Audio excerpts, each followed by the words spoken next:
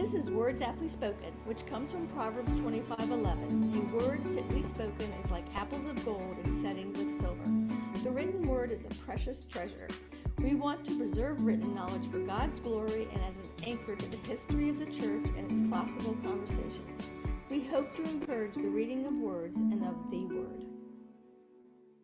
Welcome to Words Aptly Spoken, where Jennifer, Courtney, and I discuss a book each week from the Classical Conversations curated curriculum with you. This is a book club for lovers of the Word made flesh. It's Thursday, April 13th, and I'm Lee Bortons. Jennifer, tell us about this month's book, or this week's book. Yeah, so this week we're doing Amos Fortune, Freeman, but we are going to continue in this vein of discussing children's literature this month. So if you want to stick with us the rest of the month, we're going to do Carry On Mr. Bowditch and Little Britches. So it's going to be a fun month of great books. Some of my very favorites. Okay, so I also host two other book clubs. To participate in my book club about nonfiction, please join me for Unfragmented with my host, Kevin R. Novak. Tonight, we're going to be talking about Hazlitt's Economics in One Lesson. And then Monday night, I had to think when that was, Kirsty Gilpin and I at 8 p.m. are discussing the Math Map, and we have just one more week left before we take our summer break. So Jennifer and Kevin and I will be going year round, but Kirsty and I will be taking this summer off for math. So just wanted to remind you about that. And so remember, Julie's here. It looks like we're going to have a good discussion tonight. All these folks are talkers. So let's go. Let's start. Okay, well, before we dive into the book itself, Lee, I know you said that some of these this month are your very favorites. So I wanted to know why you chose Amos Fortune for the curriculum. I liked that it was readable and that it was a true story, even though it's historical fiction. It's based on a true story. You actually can go on YouTube, and the place where where Amos ended his life, Jaffrey, New Hampshire, there's a little video about what he did for that community. It's not just a coming of age book, which most of our Challenge A and B literature are. This one goes beyond coming of age. It does start when he's 15 years old, so it's appropriate age group for when he begins. But now it ends when he's a senior citizen, so it's still interesting to me. And there was two things that were just really interesting to me about the book that I wanted people to read, why I wanted people to read it. And was that he was a prince. He knew that he was a king. Mm-hmm. And when he came to the United States as a slave, he wouldn't talk until he heard somebody read scripture that talked about the royalty of each of us. Mm-hmm. Yeah, good book.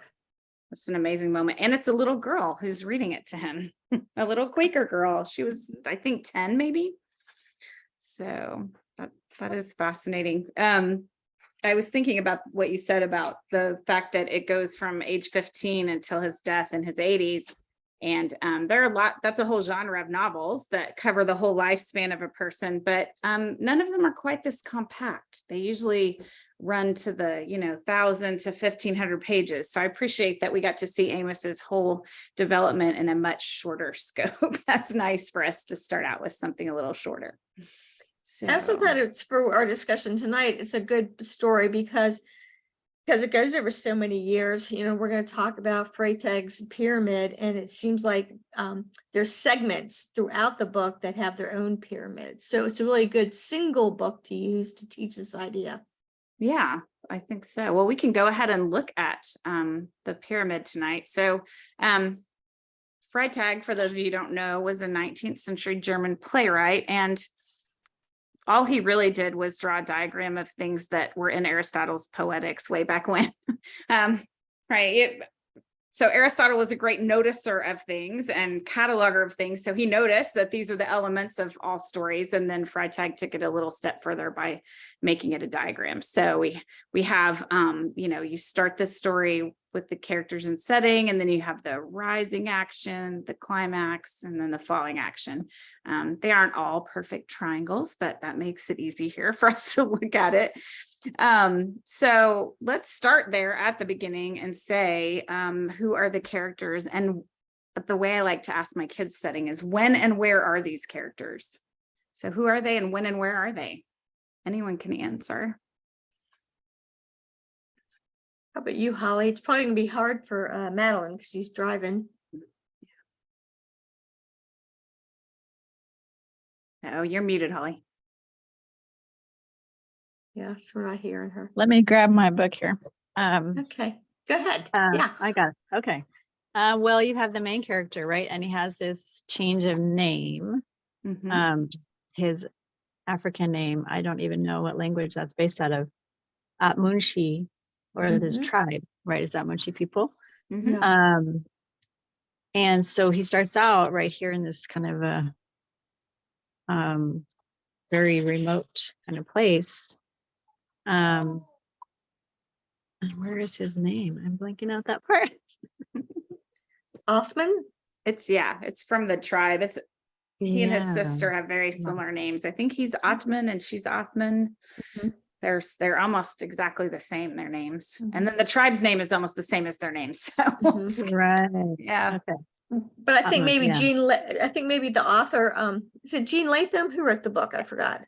This one's Yates. Elizabeth Yates. Yeah. Yeah, maybe Okay. Elizabeth Yates. I wonder if she did that on purpose. I know a lot of his origins she had to make up. Mhm. And if she did that on purpose, just to show that they were a prince and a princess, so therefore they would have been named after the tribe.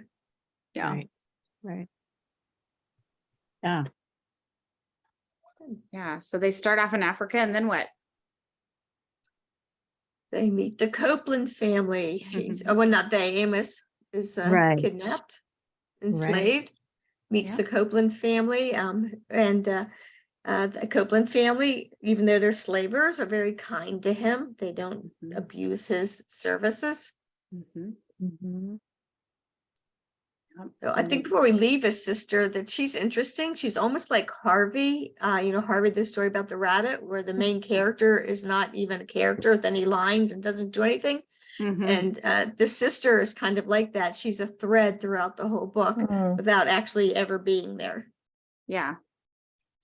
We should circle back to her when we talk about the theme. And I like this book also for working with young children to introduce them to the parts of stories, because the theme is pretty obvious and on the surface, and Mhm. easy to identify. So yeah, so he goes and moves in with the Copeland family and learns to read from the Bible and learns a trade. And then where does he go from there?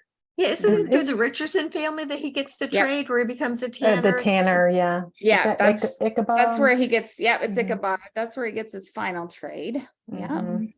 What was his previous trade? I missed that. I'm trying to remember what the Copeland family did.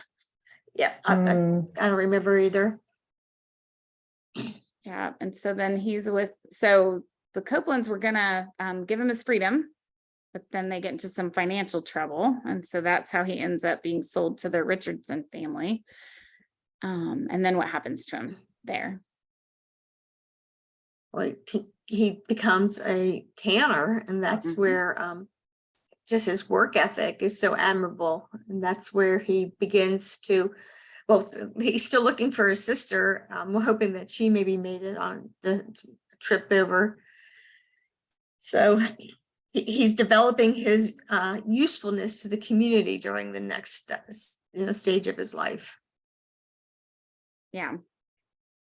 And that's going to be important later too, because he realizes an important thing about the fact that he needed to have that phase of his life, that learning to be useful, before he could have other things that he wanted. So we're going to circle back to that too. So then after he's with the Richardson family and learns this trade of tanning, what happens to him? Does Mr. Richardson die? He He dies. does. And like his wife, I don't know, he and Amos, well, she likes him, she's proving, I don't know if it's to be it's been so long since I've read it, but it was Yeah. my boy's favorite. Yeah, I can't remember exactly the circumstances around it. Yes. So that family does like him also. And so Mhm. they do give him his freedom. Mhm. He had to buy it. They don't give it to him. Yeah. He had to earn the money to buy it. And so then he becomes a tanner standing on his own 2 feet. And what does he do with his earnings? Does anyone remember? Yes. Mm. So that's what makes him so unusual, is he saves his money and works really hard to buy the freedom of his first wife, and then when Mhm. she passes, of his second wife. Yeah. And then meanwhile, there's other incidents where he uses his money to help the community in unexpected ways. Yeah. And I had forgotten this until I reread it this week, but both his first wife, Lily, and his second wife, Lydia, died within the year that he bought them. Mm. And it's an amazing moment in the story because he says, I wanted them to die free. So he knew that they weren't well, and he bought them anyway and Mhm. gave them their freedom before they died. So, and then he ends up buying one more wife, Violet. Violet. Yeah. And Who she was nasty, wasn't she? Stole his money. well, I know we're going to talk Maybe. about that part. I Mhm. know she did. She hid his money from him. So, and she brings with her a little girl, Celindia. And that was actually Mia's favorite part because it really warmed her heart that, he buys Celindia's freedom, but then he makes her a doll. This was very important to Mia when she was in Challenge A, that he made her a doll and that she was loved and free for the first time. Yeah, so she's really the first young person that's free that we meet Mhm. in the story. Yeah. In fact, there's a scene, I think, I may be mistelling it, but she sees, she's chasing a butterfly and she stops because the butterfly goes into a field and she says, we can't go there. And Amos reminds her that she can because she's free. And she begins to sob because of the immense joy of being free to follow this butterfly. And I just, for a 4-year-old, that's kind of an amazing scene. Mhm. I just found that, Jennifer. It's a bird. Oh, it's a bird. Okay. Page 91 and 92. Yeah. Did I tell it And, okay? How did You I did, do? yeah, right. He told her you're as free as the birds of the air. And so, yeah. So then as they move on, with Violet, there's another family that's a white family that's in contrast to them because they should be free and yet they're enslaved by their laziness and slovenliness. And he very much, Amos still wants to help them. He just likes to help people. And that's where he and Violet have some conflict. Yeah, Is that's it when funny? she does what you said, Julie, when she hides his money from him. Mhm. Yeah. So how do you remember how Violet and Amos get over this conflict that they have over the money? Because she wants him to use it to buy land and he wants to give it to the shiftless family. So she actually buries it. Mhm. So how do they get past this first fight of theirs? Well, he withdraws and thinks and prays about it. Goes to the mountain and pray. Yeah. Mhm. Yeah. Mhm. And then when he returns, she's had a change of heart and is more apologetic and wants to just move more as a team. Yeah. And he's decided that he should buy the land. So, and then he decides to go ahead and help the family, but not by giving them the money, by employing the older sons in the family and giving them a job and teaching them a trade. So Good.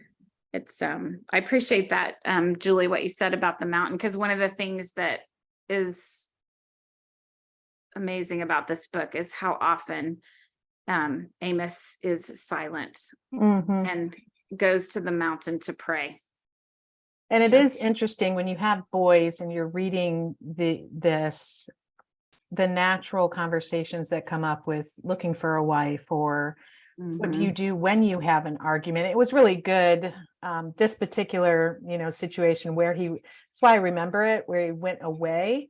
I was trying to teach the boys at that time, instead of punching each other, let's just go to your room. Let's just go here and maybe somebody will work, have a change of heart.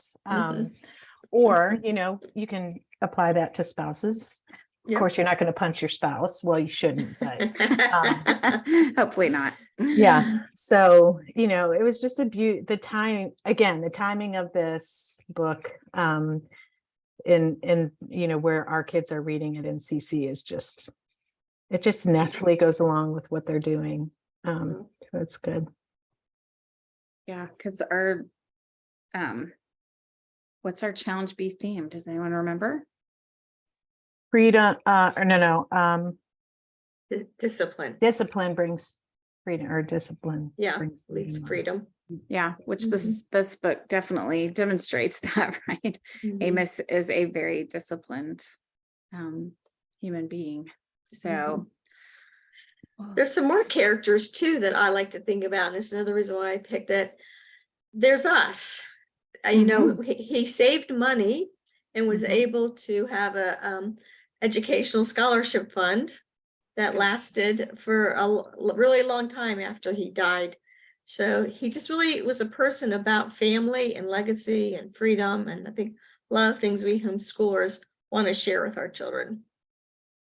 Yeah, so he left two things in his will. Besides what he gave to his family, what he donated to the town was this educational scholarship. And in fact, the deacon says to him, well, I don't know that your family and your African kin were always treated so well at the school. Why do you want to do this? And he just talks to him about the importance of education and how he hopes that this will bring about change in their town. And then his other bequest is to the church, and he insists on giving them a sterling silver communion serving set. And when the deacon questions him about that and says, oh, we have so many more needs, he says, this is the most beautiful part of worship together, and I want something of beauty to go with it. So you're such a deep person. So this was good, Jennifer, you leading us through the characters, because this isn't always the case for books, where by leading through the characters, you get through the majority of the book. Because like I said, there's all these like vignettes of his life, and some of these people that are characters in the last half of the book never knew the characters in the first half of the book. Yeah. So a lot of time you look at a book and think, well, these characters are all in the story together, and that's not the case. Yeah.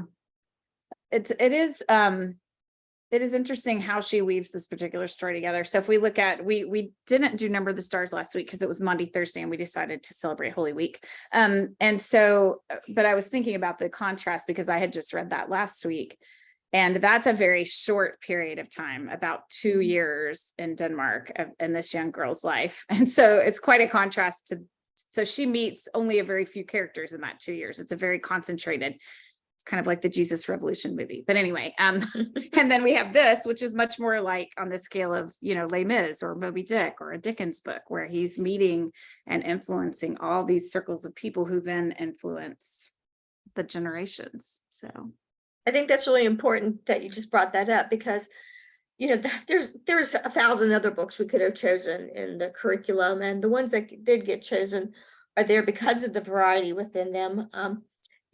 At that age group, the 12, 13, 14-year-olds, they're going to have a hard time reading Moby Dick or Les Mis. And yet here, in a very approachable, very readable book, you got a lot of the same story elements. And so if we can recognize that as parents and, work on what you talked about a couple of weeks ago with Adam Andrews, you start to be able to apply it to any story. Yeah, and actually this one's a lot like Moby Dick in some ways, although Elizabeth Yates manages to compress it, right? There's all this stuff about the whaling industry in Moby Dick. You could be a whaler after you read Moby Dick. You might not want to, but you could.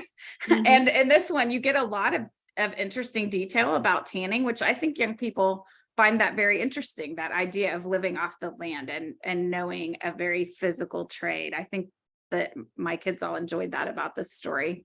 So think about this, and trying to put together homeschooling science curriculum. And then again, another reason these books are picked, because by reading this book, your child gets to learn a lot about the chemistry of tanning. And how many parents ever come to us and say, well, where's our credit in tanning? They don't. And yet we do talk about it. Or they would think you own a tanning bed studio. Like they don't even know what it is. That word has. So I'll tell you guys a funny story, a funny true story from my community. We had a young man who was the same age as my Ben, who did tanning for his science fair project. And he was a funny kid anyway. He was a hunter, and they lived on a farm. His dad was a vet, and he decided he was going to test different methods for tanning hides. And originally he was going to use some of their goat hides. But someone at his dad's vet office thought that they were to go out with the pets who had passed away that week for incineration. And so his science fair project got incinerated. And so he was at the, a little bit late hour. So he hunted some squirrels and tanned the squirrel hides because that was the best he could do on short notice. And it was a fascinating science fair project. And it was a great example of the scientific method because he chose 3 different ways of tanning, and you could see. So anyway, that was a fun fact. No, it's good. That makes me think of a story about William and David. And they were out with 2 boys and they had their BB guns and they were hunting rabbits because they wanted to tan them. And their mother was going to make stew out of rabbit. I wouldn't know how to do that, but she did. And while they were hunting rabbits, one of them got really excited and actually shot William. So their mother called me and said, Lee, I'm so sorry, but my son shot William. And I just started laughing, and so did she. It was a graze, but to this day, he has a scar across his stomach where he got shot, and they still tanned the rabbits. Of course, yeah. They were going to be deterred. That's a little thing, Mom. Why would they be? Oh, that's great. Yeah, and so that's what I love about homeschooling is that, these stories seem removed because they're colonial era or they're outdoor stories or they're people that don't have money and have to be resourceful on their own. And because we homeschool, our children have time to learn those things and to get into trouble in such a way that's, universal to boys or to girls rather than some of this just perversion that we have to deal with now. So I'm just really grateful for these books being part of those formative years and making them want to be outside and exploring. Donna had a good point that we see Amos in this book mature, but didn't change. So he was this, you could kind of see that, he matured in what he was doing, but he still remained from the very beginning. I mean, his nature about him remained. It just matured. And this is the unique book that kind of does that. You don't, it's not like Number the Stars, like you said, where it's just a small 2-year, the kids don't have to wonder what Amos was like when he grew up. You got to see it. That's good. Yeah, and that reminds me of another story. So that can be a common theme also in fairy tales. So if you look at something like Cinderella doesn't really change in the story either. She is good at the beginning and she is more mature, but good at the end. It's her stepsisters who in some versions of the story are changed by her, who ask for forgiveness and are restored to the kingdom, and she finds husbands for them. And so it's interesting that Cinderella and Amos Fortune have something in common too. They increase in goodness, but they don't change as much as some of the other characters. Can you think of any of our books in A and B where there's a really big change in the main character? Like I was thinking Where the Wild Fern Grows, he's still the same kid, but he gets to really respect people he didn't before. Well, I would say Edmund in The Lion, the Witch, and the Wardrobe. That's a good radical change story. Yeah. Good. Yeah. Yeah, That's I mean, good. in the Bronze Bow, It's a good one. you have Yep. some changes there. It's more open-ended. We don't really know exactly what the changes are going to be like, but they're showing, they're coming. There's possibility, there's hope for him in that story. Yeah. That's good, Holly. And I want to point out Holly's background picture is a real picture. And so I'm pretty sure she and her children have outdoor adventures living in Washington State. It is a good place for being outside despite the rain. We just kind of get used to hiking and drizzle, it's kind of normal. So Yep. good. Nice. Well, I have one more question before we take a small minute to thank our sponsor. So I talked a few weeks ago, we talked to Adam Andrews about teaching the classics, and he and I we finished a rousing conversation that some of us at CC had been having all day about what a story is. And so I'm going to give you Adam's definition that he gave us of a story. He said it is a tale of a protagonist who seeks something and faces obstacles in achieving it. So who is the protagonist in this story and what does he want?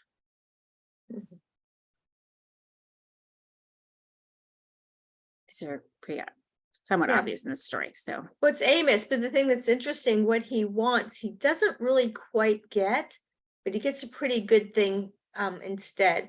He really, really wants to find his sister. yeah. And he doesn't get to find her. Mhm. And that's true to life. You don't always get what you want. Mhm. But he was able to free other women since he couldn't free his sister. Mhm. Yeah, that's good. I hadn't thought about that as being the thing he wants, but that's true. So I went for the surface level. He wants freedom. It's in the title. So, It's really interesting because I was telling Jennifer before we started, I was looking at a Cliff Notes online just to refresh myself on some of the points of the story. And they said over and over again, he was a slave, he was a slave, he was a slave. And I was like, have you read the title? And that's what's so great about this book Yeah. is, you know, when he went to America and they were treating him so badly, he was never angry at them. He was sorry for them. He couldn't understand why people would act this way. And no matter what they considered him to be or how they restricted him, he always knew he was a king. And it's such a great Christian story. it is. And it's funny to me because recent criticism of the book has revolved around just that. People want him to be angry and bitter, which is a bizarre thing to want for someone. Mm. Yeah. Well, yeah. I mean, and I wonder if they think it's not like that Yates didn't portray it properly. And I think the reason why it's such a great classic book is because she probably did that, you know, look how generous he was. And we have the proof of that in his legacy to the town. Right. I mean, just being angry is so important to people right now. And instead we're free. We have hope. And I think he did too. Yep. Good. Well, do you want to do our sponsorship, Lee, and then we'll Sure. get back at it? I'd like to thank our sponsor, classicalconversationsbooks.com, where the books discussed can be purchased.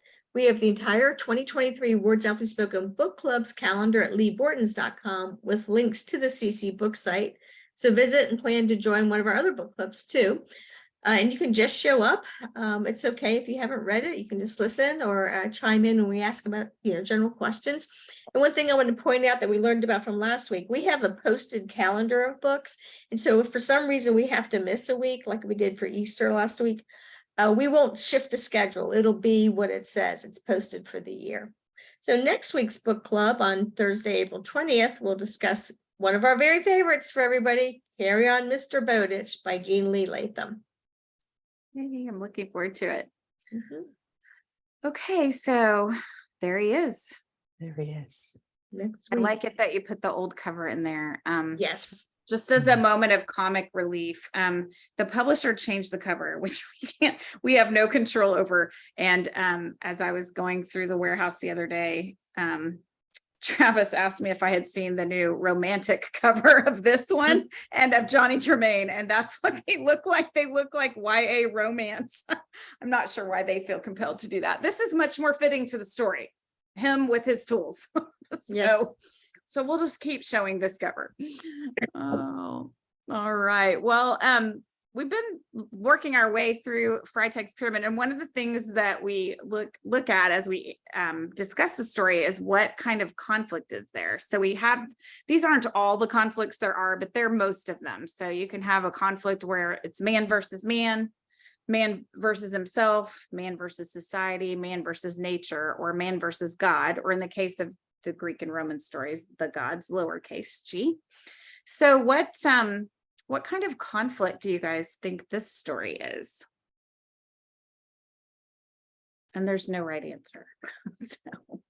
Feels like it's man versus society because he's trying to be a free man. He's trying to be the king that he wants to be. But the society and the place, he was taken from the society where he was that, and he could be that, to a society where he was the least of the least. But he wasn't in his mind or actions.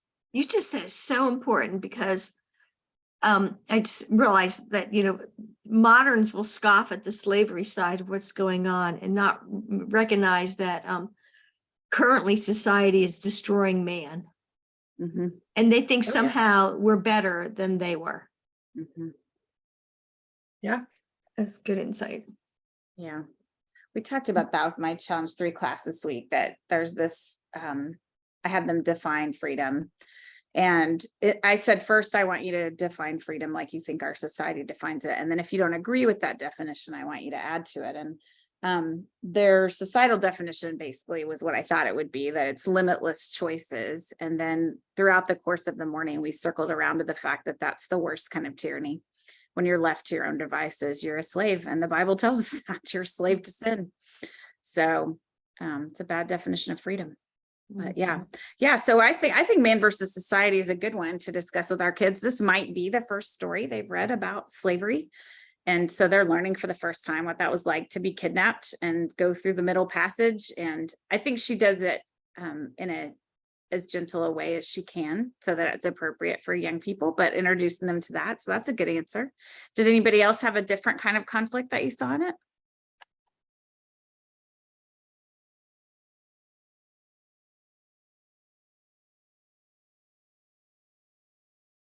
Well, I And would his- say the man versus man with Violet is what I was thinking, the conflict that she had, or that he had with her. And I mean, they had resolution, but yeah. Yeah. And that's such an interesting scene too, because when he first questions her about it, she says, well, you gave me my freedom and I intend to use it one time before I die. So that's an interesting response. And then she decides ultimately that she's used it in the wrong way and that they need to work together, but that's good. Any other conflicts that you saw in it? Well, I just think, I mean, man versus nature is always part of almost every single story because it's where we live. And so for Amos, it fell in the category of, having enough work and having enough provision and being able to, have the time, that not just the hides he needed to tan, but sometimes the chemicals, and having to come up with new ways to get those chemicals and make them himself because he couldn't necessarily purchase them. Yeah. And then sometimes I know, I think I'm thinking about this because I'm older too, that in his wisdom, he learns to respect the hides. And so there's a scene where he won't commit to a man how fast it will be ready. He basically says it'll be ready when the leather's ready.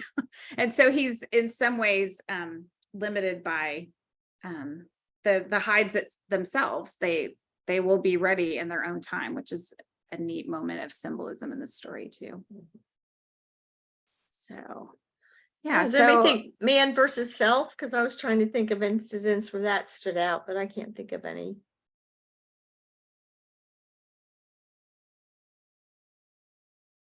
I think when he realized that he had been looking for a young girl for all the years for his sister, he realized that he hadn't moved her along in life. He had left her. So that was could be an internal struggle. I did one, I don't know if you're going to ask about quotes, but one of the quotes where it talked about when he was thinking, I thought I could set a canoe load of my people free, the breaking bands at my wrist, and kill the white men. Yeah. Do you want to put that up? Do we have it on the slide or no?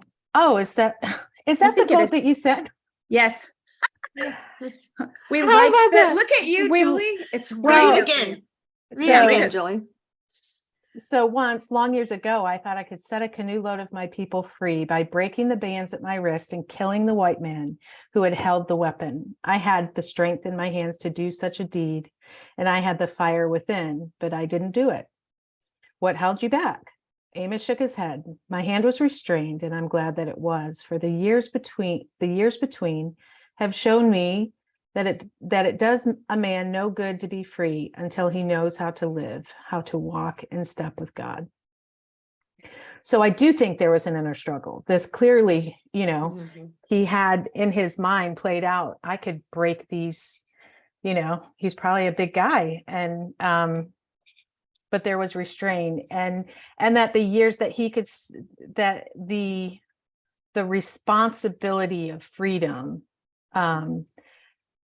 that's another thing we're missing in our culture. We just think we're just free to do whatever we want to do. And we obviously define that differently, but he's free to do what he ought to do. And that was the example, I think, with that quote. Yeah. Yeah. I don't think any of us feel free until we know we're doing what we ought to do. I Like, know. if we feel like we're you know, that's where the conflict and consciousness and just insecurities come from, is we're not free, we're constrained by something because we're not doing quite what we need to be doing. Mm, Yeah. mhm. So that which what you said makes me think of another story I've been discussing with my team, which is that of Pinocchio, right? So that story starts off like all other fairy tales. It says once upon a time, and then instead of saying there was a king or a princess, it says once upon a time there was a block of wood. So it's kind of a letdown, but the whole point of that story is that Pinocchio cannot be free. He can't have a soul even until he learns to do what he ought to do. And he's very bad at it at first. I mean, example after example of making the absolute worst choice. So anyway, that's good. So that's the contrast with Amos and all the people he meets, is that Amos knows this to some extent. It might have taken him years to be able to articulate it like this, but the people around him don't seem to know their purpose in life. Yeah. And he's talking to Violet in this scene, and she actually says to him, how come you never told? It's at the end of his life when he tells her this story. And she says, how come you never told me this before? And he basically has, I'm going to butcher his answer, but it's basically that he has had to think about it all these long years in order to learn the lesson.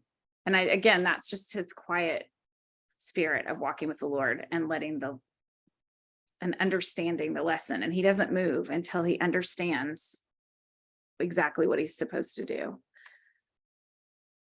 So good. All right. Reminds me of I have an Indian friend. He's a pastor, and he's a little bit older than me.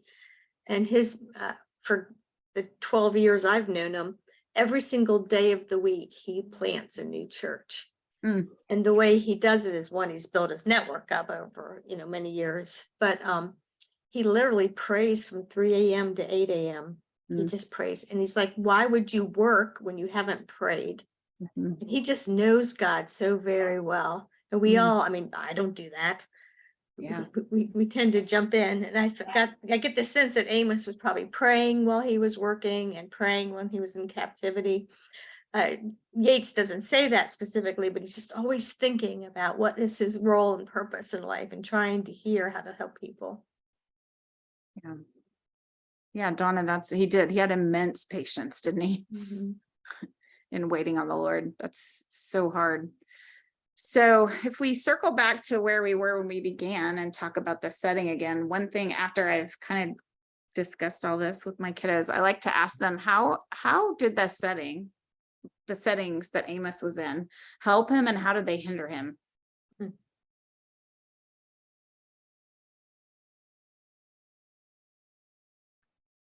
It's kind of a big question, wasn't it? So how does it help him to be where he is?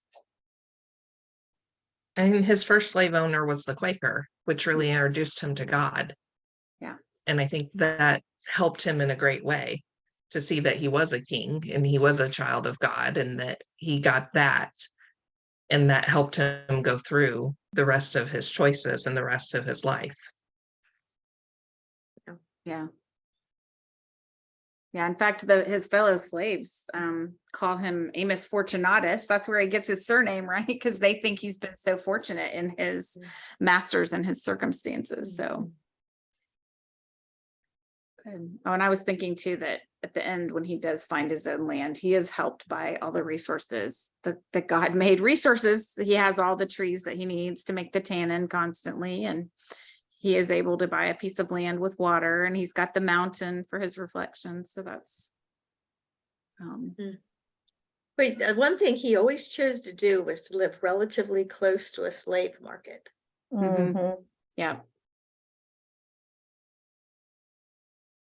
So if I he think hadn't done that, oh, go ahead, Michelle. I was going to say, I think also being in the Northeast was a benefit as well. If he had been in the South, it would have been a totally different story, because he would have probably been one of hundreds of slaves on a plantation, where it was, he could have the suffering like